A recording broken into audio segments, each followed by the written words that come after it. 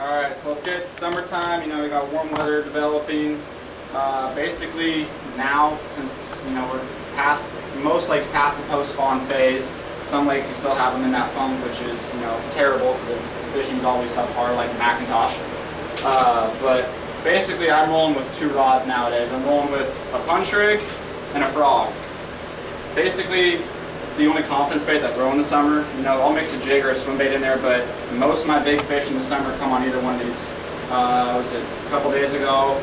I broke my personal best for the second time this year. I broke my previous best of 8:13 with a 9.3 the other day on a frog.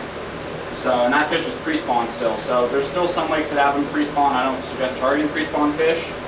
That was kind of a rare case. That supermoon kind of altered the way fish were acting and spawning and whatnot. But basically, for those that don't know what a punch rig is, it's basically you take a bobber stop you would use for steelhead to pin your bobber when you're float fishing with a tungsten weight. And I choose tungsten because it's denser than lead. You can get away with, basically it's more compact. A 1 ounce tungsten, so I mean here's a ½ ounce lead weight versus a 1 ounce tungsten weight. I mean the difference, you can see it's a ½ ounce bigger and it's smaller in dimensions and size. It helps it come through the cover a little bit better. That's some leather ones. The punch skirt, really, I mean you don't have to necessarily use a punch skirt. I like to. It adds a little bit more profile, gives them a little bit more to target when it's coming through a mat or other trees and whatnot. And then you've got the straight shank hook, which is a must for punching just based on how the hook kicks out.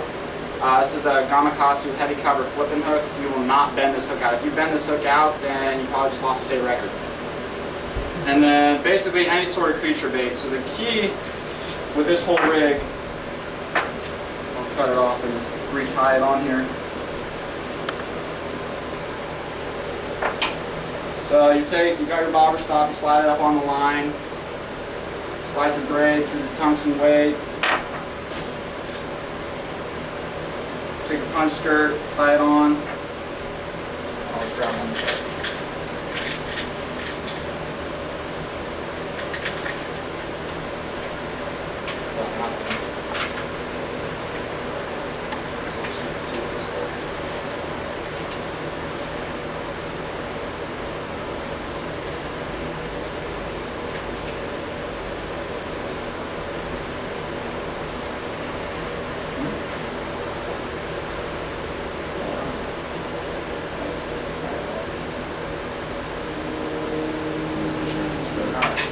So with this, you don't tie your regular clinch or Palomar knot. Those knots will work, but not to the full potential of a punch rig.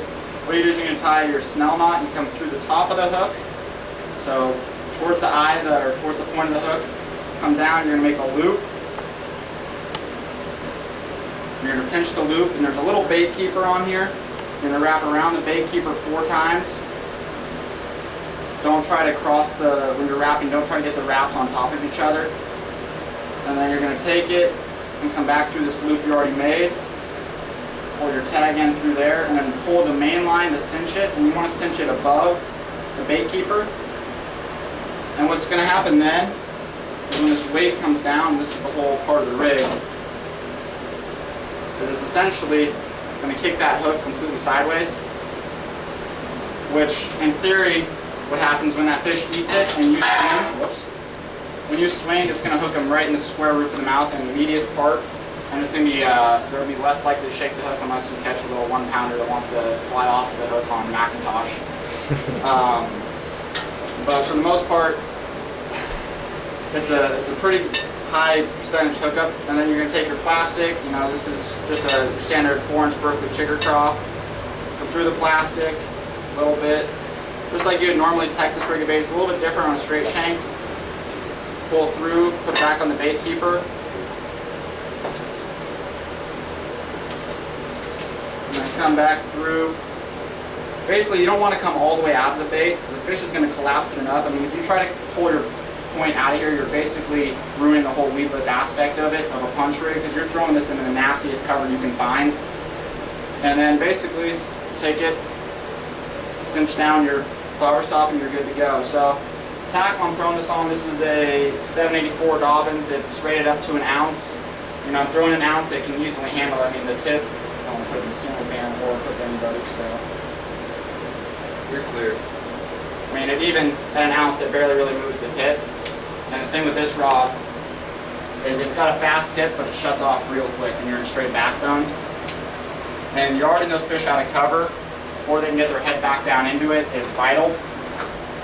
And basically standard bait casting gear, running 65-pound braid, and I won't go anything under 65-pound braid, and as of recently I thought that was foolproof, and I actually snapped 65-pound braid on a frogfish the other day. I never saw the fish. I know it was a big one, but I never saw that fish. And punching, I used it at Macintosh. That's how Tori and I caught all of our fish. That's how we got all of our bites, flipping into the nastiest stuff. You know, we saw Kurt and them fishing the outside of pad edges. We knew they were fishing the outside, so we went in and put the trolling motor basically in the middle of all the cover and flipped as tight to the shoreline, as tight into the clumps of pads you could get, and that's where we were getting our bites.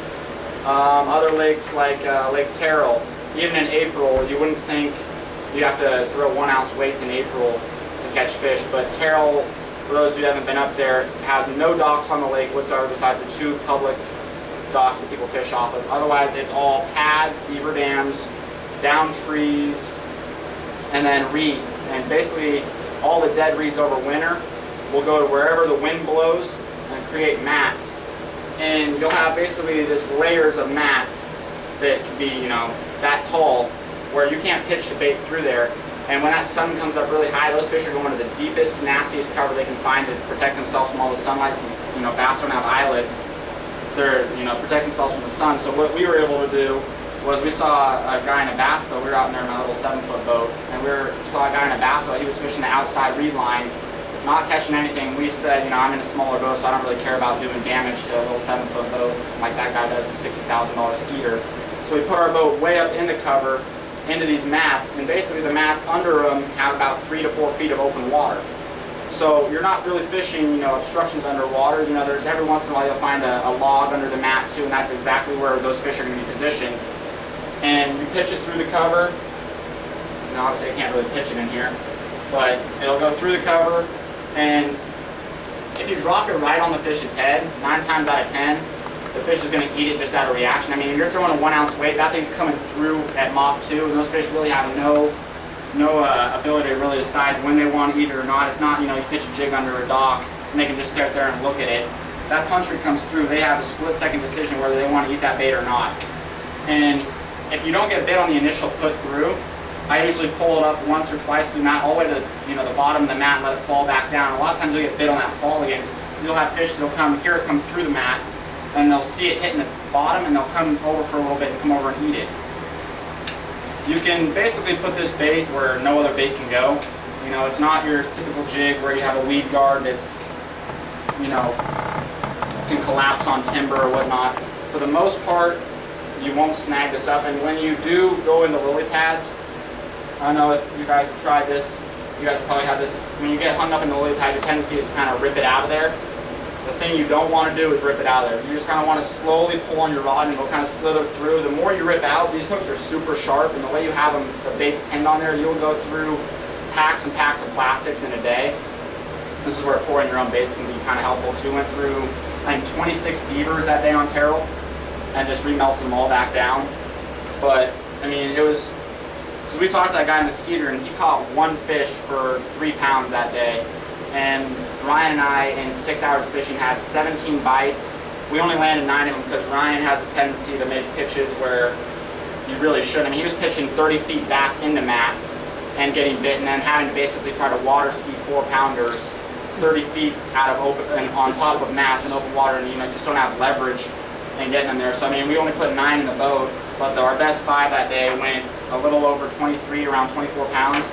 So it's a good way to catch big fish. I caught a 5-pounder on it the other day, actually in the same spot where I broke off a big frogfish.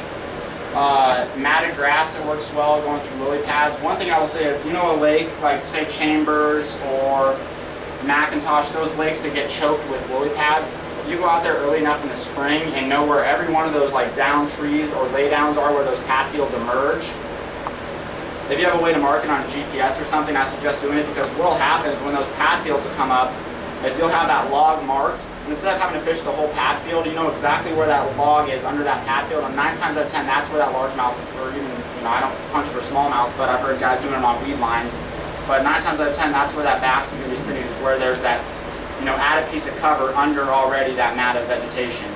You can throw it through trees. I've caught fish punching out of trees. Even as a, you know, lake washing, I've used it almost as you would a jig, just flipping around boat docks. And I think it's just that faster fall just gets them to react in this, you know, split second. They don't have, it's like fishing a crankbait. And the fish can't decide if they want to eat or not. But by the time they do that, it's past them. So for the most part, it's a, you know, that summertime bait. You catch them in spring on it, you know, if the conditions are right, when those fish are in that thick, nasty cover. And it does fall pretty fast. I mean, you can throw it with, you know, smaller weights. So, you know, you can get away. I had half-ounce tungstens. I've had to go, even that day on Terrell, there was cover we were finding that I couldn't even get an ounce of tungsten through. You know, and even then, that's pretty thick for April. And that basically sums up for punching, unless there's any questions about punching. I guess my only question would be, you don't need with that knot of bead or nothing in between there No. to protect it? No, I mean, it's tied. Is it just the knot that's doing that, or just because you're using braid? It's just the knot. That knot's tied square to the shank of the hook, and it's cinched down. So the weight never sees the knot. Yeah, your weight will only go to basically the eye of the hook, and that knot is right where that bait keeper is.